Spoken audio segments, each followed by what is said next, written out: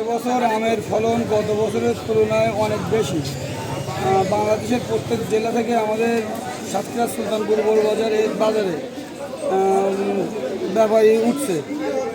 তারা এবছর মাল তাদের চাহিদা মতো মাল সরবরাহ করতে পারছি আমরা।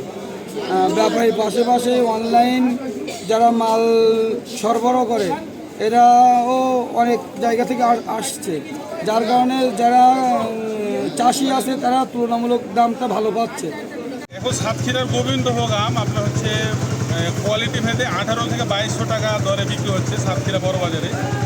আর অনলাইনে সাধারণত যেহেতু খরচ বেশি, একটা আমটা ভোক্তার কাছে পৌঁছিতে আর কি প্রতি কেজি আমের খরচ হয় প্রায় 40 থেকে 50 টাকা, শুধু অতিরিক্ত খরচ আমের দাম বাদে।